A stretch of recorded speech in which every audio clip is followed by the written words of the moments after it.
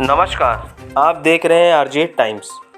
सचिन पायलट को क्यों इग्नोर कर सकता है कांग्रेस आला कमान, यूं समझिए सियासी गणित। सचिन पायलट की लोकप्रियता राजनीतिक राहुल गांधी, प्रियंका और सोनिया गांधी से उनकी नज़दीकियां देखकर ऐसा नहीं लग रहा है कि शायद ही राजस्थान के मुख्यमंत्री के रूप में आला कमान किसी और चेहरे पर मोहर लगाएगा। भले ही अशोक गहलोत की पसंद सचिन पायलट नहीं है, लेकिन कांग्रेस की अंदरूनी गुटबाजी और पायलट समर्थकों की धमकी को देखकर ऐसा नहीं लगता कि कांग्रेस आला कमान कोई रिस्क लेगा। अगर सचिन पायलट के बजाय किसी और के नाम पर विचार किया गया तो कांग्रेस को टूटने से कोई नहीं बचा सकता। पायलट के कट्टर समर्थक कुछ भी कदम उठा सकते हैं, चूँकि अब सरकार को केवल 1.25 साल का कार्यकाल बचा है। ऐसे में अब अगर सचिन पायलट का मुख्यमंत्री के तौर पर फाइनल नहीं होता तो पायलट समर्थक विधायक एक बार फिर बगावत की राह पकड़ सकते हैं। हो सकता है कि अशोक गहलोत एक बार फिर सत्ता बचाने में कामयाब हो जाए, लेकिन पार्टी को बिखरने से कोई नहीं रोक सकेगा। ऐसे समझिए राजस्थान का सियासी गणित। राजस्थान विधानसभा के कुल 200 सदस्यों में से 108 सदस्य कांग्रेस के हैं। भाजपा के 71, आरएलपी के 3, मकपा के 2, बीटीपी के 2, आरएलडी के 1 और निर्दलीय सदस्यों की संख्या 13 है। आरएलडी का कांग्रेस के साथ गठबंधन है। ऐसे में कांग्रेस के पास कुल 109 सदस्य हो गए हैं। बीटीपी का मकपा और निर्दलीय विधायक अशोक गहलोत के समर्थन में हैं। विपक्ष की बात करें तो भाजपा के 71 और आरएलपी के कुल 3, कुल 74 विधायक हैं।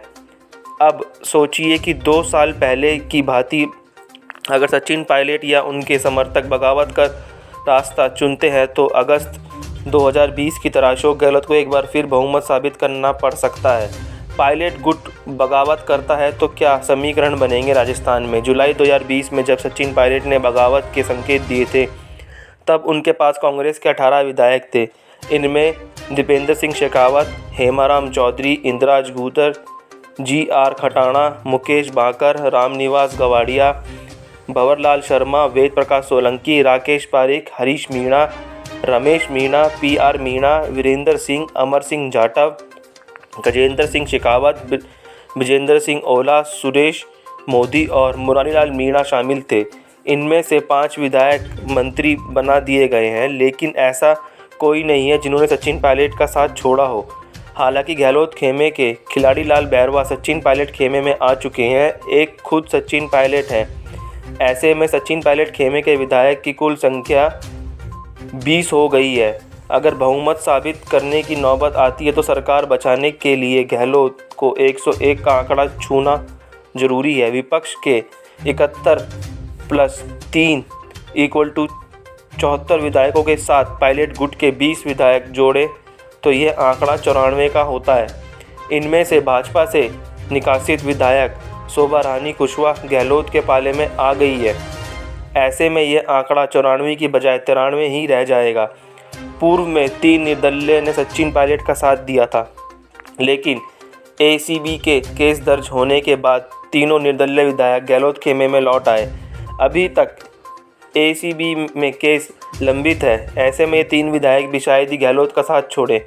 अगर छोड़े भी दें तो यह आंकड़ा 93 से +3 = 96 ही पहुंचता है। निर्दलीय और अन्य दलों के विधायकों का साथ मिलने पर गहलोत सरकार को गिरना आसान नहीं होगा। सरकार बचाने में माहिर है गहलोत। अशोक गहलोत राजनीति के हर आंकड़े को भली भांति समझते हैं। उन्हें पता है कि कौन नाराज हो सकता है और कौन उन्हें छोड़कर नहीं जा सकता। ऐसे में अशोक गहलोत ने भी मंगलवार रात जो बयान दिया वह भी सोच समझकर दिया। गहलोत आए दिन सचिन पायलट को टारगेट करते रहते हैं। मंगलवार रात को दिया गया बयान भी उसी रणनीति का एक हिस्सा है। हालांकि अगर सचिन पायलट या उनके समर्थक बगावत जैसा कोई कदम उठाते हैं तो गहलोत सरकार भले ही बचा ले, लेकिन पार्टी को बिखरने से रोक नहीं सकेंगे।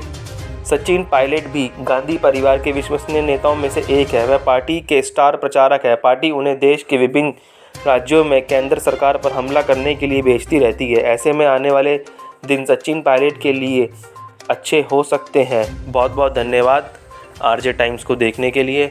लाइक सब्सक्राइब ज़रूर करें।